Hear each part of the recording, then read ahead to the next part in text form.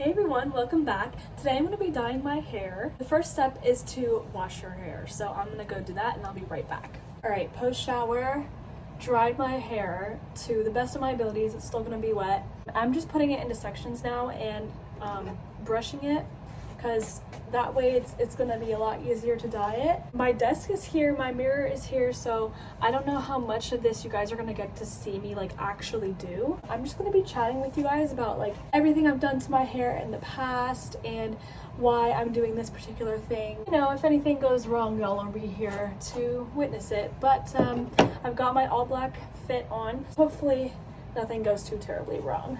I read the instructions before I started anything, and you are supposed to not wash your hair. Like, it says to start with unwashed hair. I'm not really comfortable with that. I understand I should be following the directions. Like, I know it's pretty dangerous to not be doing that, especially when you've got chemicals going into your hair, but I just know that it's going to be easier to work with my hair if it's wet and not dirty. If I was putting my hair into a bun or something, that would be a different story.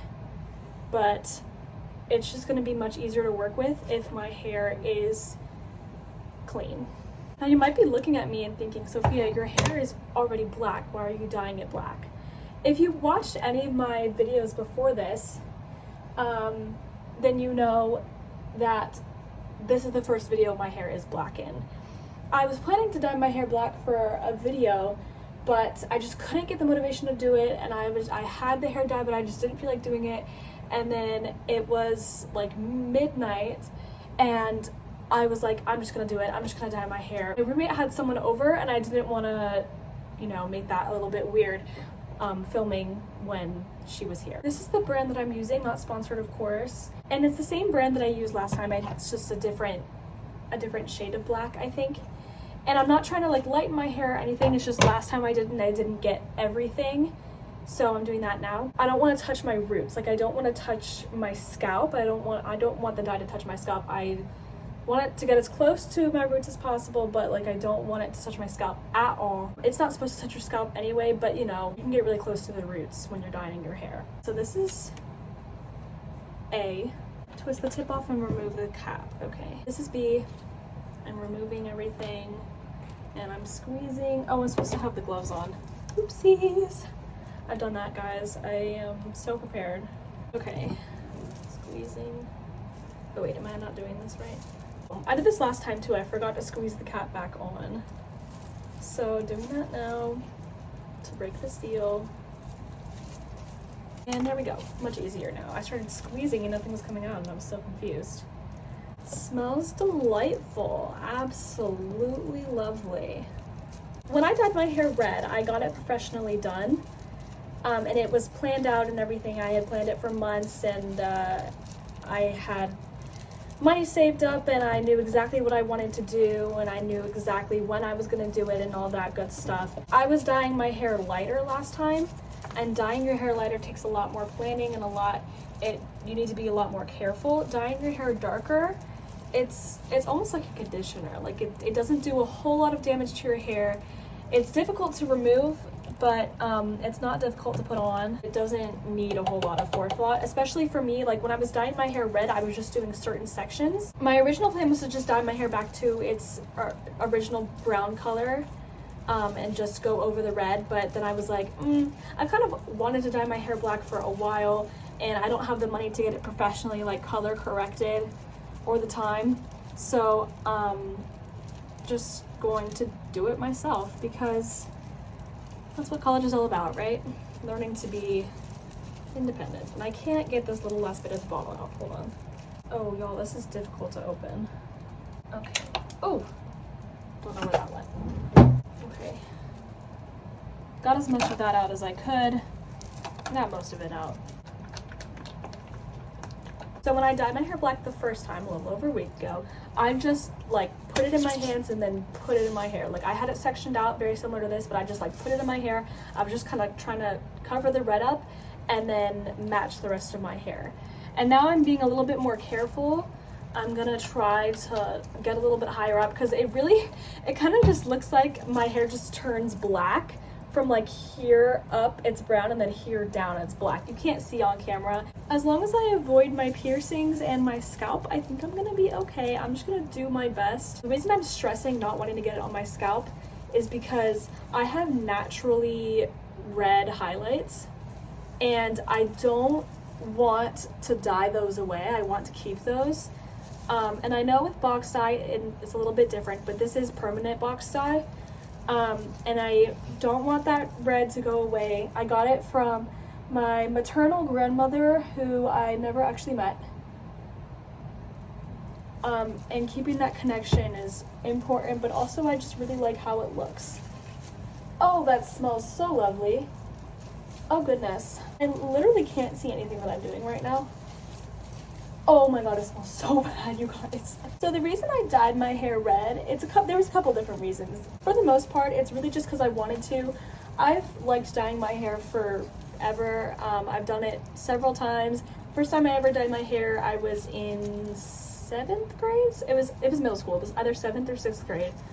And I dyed the ends of my hair purple. It's during that era where it was just like a thing to dye the ends of your hair. But as always with trends, I was a little bit late and I did it like right as it was like going out of like style. Okay, I can't get this out. The purple was so bright and I just did it at home. Like I got, I think I just went to like CVS or Walgreens or something and got some splat box dye and just like went at my hair. My mom bleached it and then my mom dyed it in her bathroom, and it was super like simple, quick and easy. That's how I remember it. My mom might have a different side to that story, but sorry mom. The second time I dyed my hair, I dyed it red, but I didn't bleach beforehand, so the red just didn't show up at all. It just blended in with my natural highlights, and my hair really didn't look any different, unless it was like under a really bright light. I really hope this is, oh yeah, that's showing up. Can you guys see it? Anyways, so I've always wanted to dye my hair red again because I really didn't dye it after that, even though I really wanted to, because my sport, synchronized figure skating, there are some teams that will allow you to dye your hair, but mine did not. I didn't really have a problem with that. Like I totally understood and I was totally fine with it. During my senior season, I should say, I was just counting down the days till I could get it dyed, and I was really excited. I knew that I wanted to dye my hair red again.